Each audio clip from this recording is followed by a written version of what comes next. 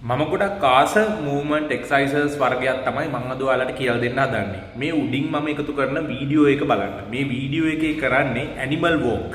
එහෙම නැත්නම් movement exercises. මේ මූවමන්ට් එක්සර්සයිසස් ඔයාලගේ මැටීරියල් ආර්ට් ක්ලාස් එකේදී ජිම්නාස්ටික් ලෙසන්ස් වලදී එහෙම නැත්නම් ෆිසිකල් එඩියුකේෂන් ලෙසන්ස් වලදී ගොඩාක් වෙලාවට කියලා දීලා ඇති. ඔයාලගේ ගුරුවරු. නමුත් ඔයාලා දන්නේ නැත්නම් අද මේ වීඩියෝ එක ගොඩක් වැදගත් වෙයි. ඒ වගේම අද අපි කතා කරමු මේ ඇනිමල් වෝක්ස් වල තියෙන බෙනිෆිට්ස් මොනවද කියලා. මේන්ලි මේ ඇනිමල් වෝක්ස් වල බෙනිෆිට්ස් විදියට ගත්තොත් ඔයාලගේ බොඩි එකේ බිල්ඩ් කරන්න, ඔයාලගේ ස්ට්‍රෙන්ත් එක, බැලන්ස් එක, කෝඩිනේෂන් එක ගොඩක් වැදගත් මේ වගේ ඇනිමල් වෝක්ස් නැත්නම් මූවමන්ට් එක්සර්සයිසස් පාවිච්චි කරන එක. මේක ටිකක් ෆන් වැඩක්. ටිකක් සාමාන්‍ය ට්‍රැඩිෂනල් එක්සර්සයිසස් කරනවට වඩා. ඒ වගේම තමයි මමත් පර්සනලි මගේ ක්ලයන්ට්ලට පාවිච්චි කරලා තියෙනවා මේ ඇනිමල් වෝක්ස්.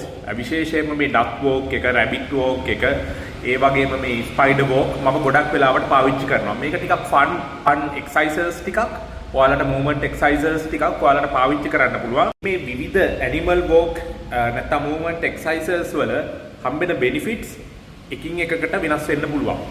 මම පොදුවේ කතා කරන්නම් මේ ඇනිමල් වෝක්ස් කරන එකෙන් පොදුවේ ඔයාලට හම්බෙන බෙනිෆිට්ස් මොනවද කියලා.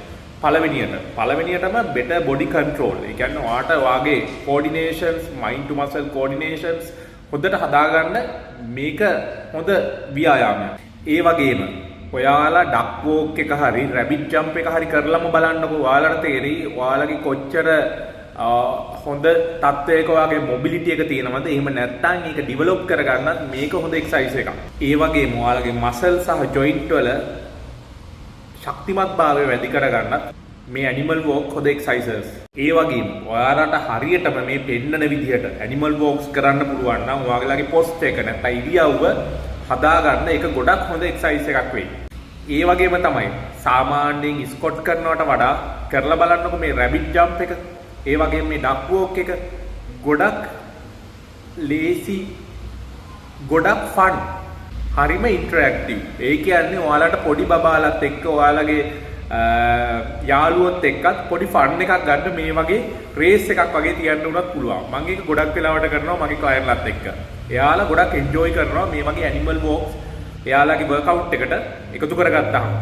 ඒ වගේම තමයි විශේෂයෙන්ම අපේ බබාලට, අපේ ළමයින්ට ගොඩක් උදව් වෙනවා මේ මෝටර් ස්කිල්ස්. මම මෝටර් ස්කිල්ස් ගැන වෙනම වීඩියෝ එකක් කලින් කතා කරලා තියෙනවා. ඉතින් මේ මෝටර් ස්කිල්ස් ඉම්ප්‍රූව් කරගන්න, ඩිවෙලොප් කරගන්න ළමයින්ට ගොඩක් වැදගත් වෙනවා පොඩි කාලෙදී මේ වගේ මේ ඉන්ටරැක්ටිව් එක්සර්සයිසස්, මූවමන්ට් එක්සර්සයිසස් නැත්නම් ඇනිමල් වෝක්ස් පාවිච්චි කරන එකෙන්. මම නම් ගොඩක් වෙලාවට මේක ක්ලයන්ට්ලත් එක්ක කරන්නේ වෝම් අප් රූටින් එකේදී.